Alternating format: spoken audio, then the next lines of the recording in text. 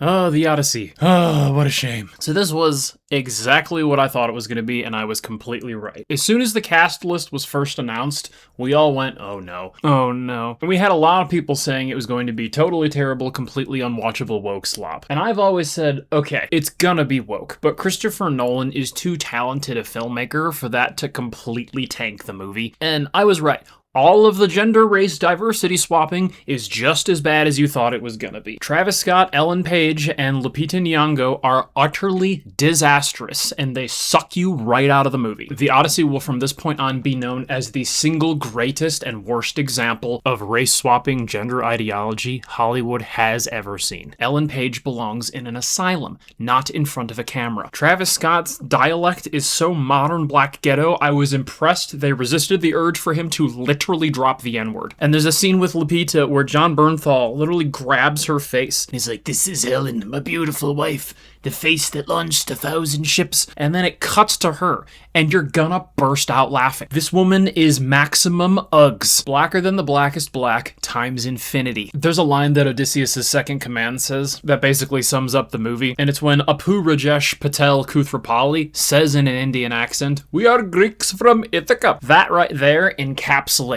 the entire problem. So all of that is true, all of that is correct, all of that was perfectly predictable. But the action sequences are, in fact, amazing. And part of the reason I knew that ahead of time and was secure in that position was because I saw the 5-minute clip of the Trojan War they played in front of Avatar, which was the best part of that entire 4-hour experience. The Trojan War sequence is super tense. They're desperately trying to get the gate open from the inside before they all get killed. And it's great. It's really, really good. And the scene with all the armored giants is fantastic. Like, you ever have a disaster at work, and it's like, every second this goes unsolved, it gets worse. It's the difference between battle and slaughter. They're not in a fight. They're getting slaughtered. Odysseus, you better figure something out, because every second you don't, 4 more men die. The Cyclops scene is downright horrifying. That thing is bigger than me, stronger than me, faster than me. I've never seen it before. I don't know how to kill it. I don't have the weapons to do so. I'm caught off guard. I have nowhere to run, and I'm about to be ripped in half. And the director of photography, the sound mixer, and the composer all know it. You know, the score doesn't really have any grand, memorable themes, but there's a lot of percussion that just continues to speed up, and it builds the tension super well. And in IMAX, the sound is really loud. The Cyclops screams, and it's actually scary. It's so good. I don't know, maybe I relate really well because I'm a manager. When Odysseus and his men are put in situations like particularly the big Hydra monster, it's literally just grabbing guys and killing them, and there's nothing you can do. It's not like you can fight or plan or anticipate it. You just have to row the boat, and you will either get hit and die, or you won't. And that feeling of tension is just like, just keep rowing, dude, and a guy gets sucked up and somebody else has to go take his place. It's so good. If the entire movie had just been that, we would have been fine, and this would have been one of the best action movies of the decade. Matt Damon, John Bernthal, and Charlize Theron are all great, and everybody else literally sucks. The entire whole backstory with everybody at home, Tom Holland, Robert Pattinson, and Anne Hathaway, was miserably non-entertaining, and it sucked. Should have been completely cut from the movie, save us an hour. In a lot of ways, it's the same thing as Interstellar. It's like everything with Matthew McConaughey in space is like, woo! Yeah, keep going. And then it cuts back to Jessica Chastain at home, and you're like, skip, skip, skip, skip, skip. Don't care, dumb crap. Fast forward, fast forward, fast forward. Everything with Matt Damon and his men is fantastic, and everything back home is terrible. It's boring, it drags on way too long. There are actually good actors who are just bad. They should have cut that from the movie entirely, and then it could have just been a 2-hour thriller with Odysseus and his men trying to get home. And if you really want to have this grand 3-hour epic so that we can really feel the passage of time, then just lengthen the beginning and the lead up to the Trojan War. Show Odysseus and Agamemnon talking about how they can't get through the walls, and show more of the military, strategic, and planning and tactic stuff. Show them trying stuff that fails, and then they do the Trojan horse. If you have to. That would have been way better. Ugh. And Christopher Nolan is gonna Christopher Nolan, I guess, but he needlessly tells everything out of chronological order,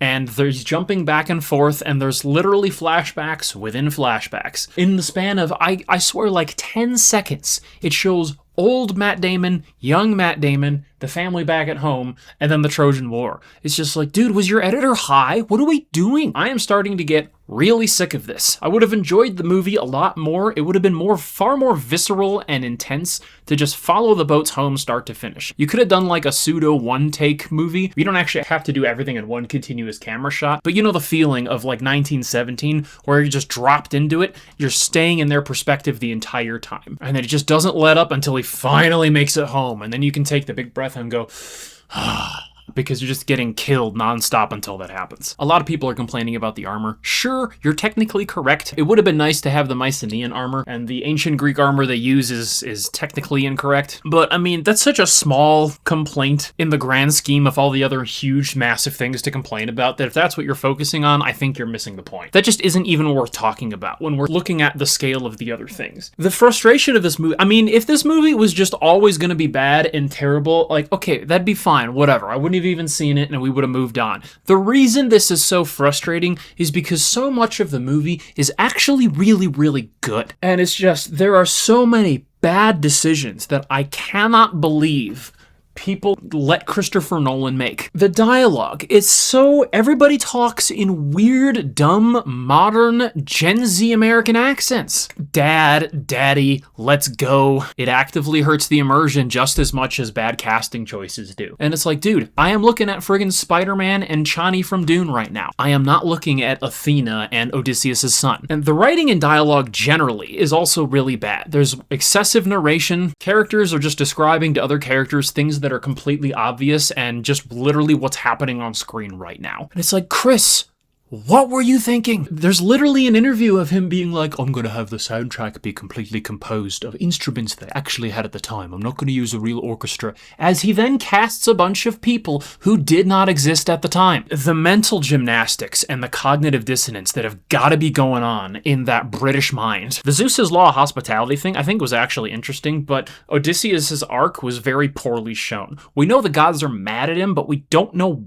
why until Chani just spells it out at the end. It's like, okay, you should have started with that so that we have context for what's happening. You should have had somebody warn Odysseus that his plan is gonna piss off the gods because you're breaking the hospitality thing. You can't lie and use a gift as a way to get in and slaughter a bunch of people inside of a castle. And then everything that then follows in the movie we can feel as judgment from the gods. And then it can really sink into Odysseus how guilty he is. But because that's not clear, and because it's like this hidden mystery that's revealed, it completely falls flat and seems to come out of nowhere. And instead, there's all this weird confusion about why does he want to go home? Why doesn't he want to go home? Does he want to go home? The ending fight, I mean, soft spoilers, I guess, but you know exactly what happens. It's the ending fight with all the suitors. That was completely and totally unbelievable. It's cool and all that Odysseus is home and is gonna, you know, restore his wife's honor and defend his family, but there's literally like 40 guys and he has a bow. Where is he getting these arrows from? And they all just attack him one-on-one so that he can systematically shoot them, and you can't buy that at all.